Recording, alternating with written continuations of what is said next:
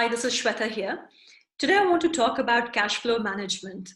Now, as you can imagine in these times, the kind of questions, in terms of how do I best manage my cash flow, Shweta, or what's the kind of support I need from government or from lending agencies? How do I know that what's the worst case scenario and how do I prepare for it? These are very, very common questions and very relevant questions. So there is a format that I use with my clients, and I wanted to share that with you because I think that will give you a real good visibility as to how your cash flow is looking, what's the kind of deficit you might be heading towards, or what kind of surplus you're sitting on, and how best to basically manage so you can make sure that you're not having blind spots and you're basically preempting the crunch times.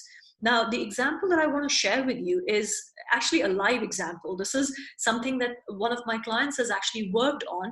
And this is not your typical 13-week rolling cash flow. This is actually 12 months cash flow plan that he has put in place because he wanted to understand what is the kind of loan that he should be asking for. And also the bank wanted to see the 12-month cash flow projection.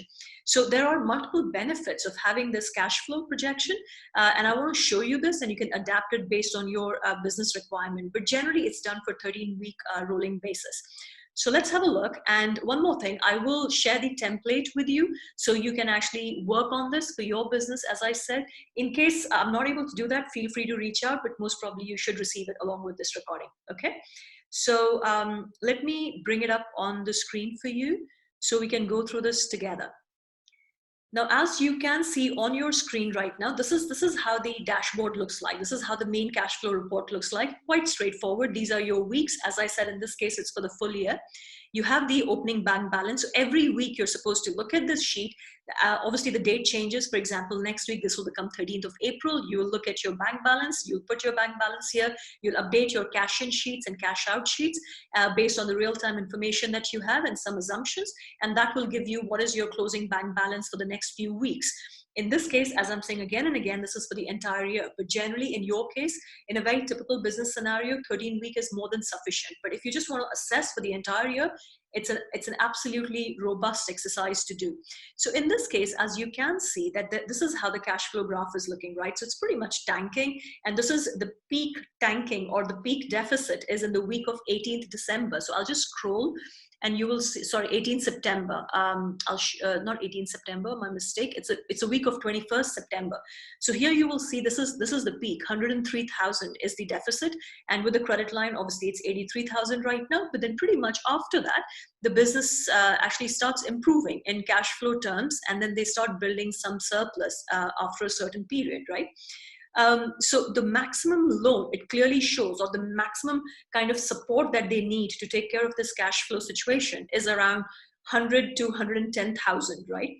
Now, obviously, this has been arrived after making certain kind of assumptions. And what assumptions you're making in your business is very, very critical when you're doing cash flow projections. So in this case, if you look at the cash in sheet, this is where all the ongoing projects are, and they are happening for them. So they have actually done the overall mapping of the cash inflows.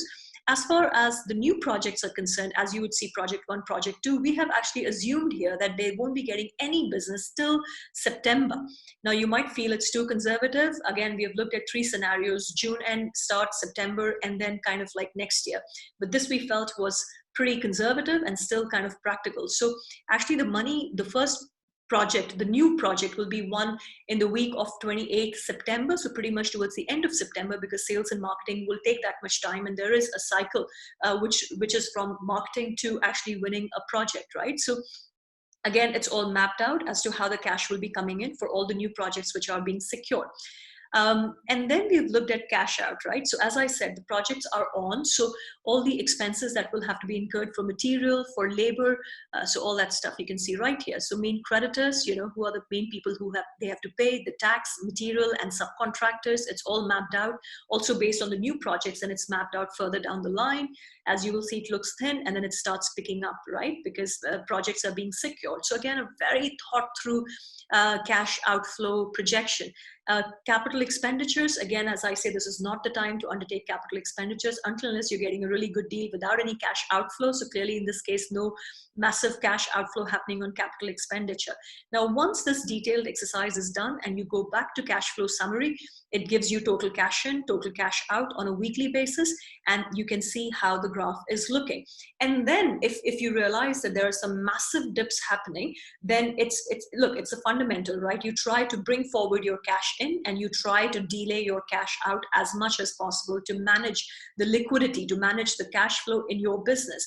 And also by making some really good conservative assumptions like the stress test scenarios, you identify what is the maximum deficit one might have in a business, and therefore what kind of planning you need to put in place, what kind of preemptive strategies you need to put in place, whether it's government lending or some other lending bodies or your own reserves, or how best to stretch that out, how to kind of reduce the deficit as much as possible. But it allows you to plan in advance rather than get surprised or get shocked. And that's not the idea, and that's not what we want in a business. So I hope that helps you. It gives you a really simple, very, very simple, yet very powerful tool to manage your cash flow on an ongoing basis. And as I said earlier, and I'm saying it again, this business optic is the optic that you really want to be on top of. Every week, first thing, you need to look at this, get your details, look at your creditors, look at your debtors, identify your bank balance, and update your cash flow projection, because in these times, liquidity is the key. You need to be pro in managing the cash flow in this time. I hope that helps. I'll just stop the share. I hope that helps. And listen, if there's anything I can help you with, please feel free to reach out. We'll be very, very happy to help you in your business, in your journey. But otherwise, stay safe and stay strong, and make sure you are on top of your cash flow management. You take care. Bye.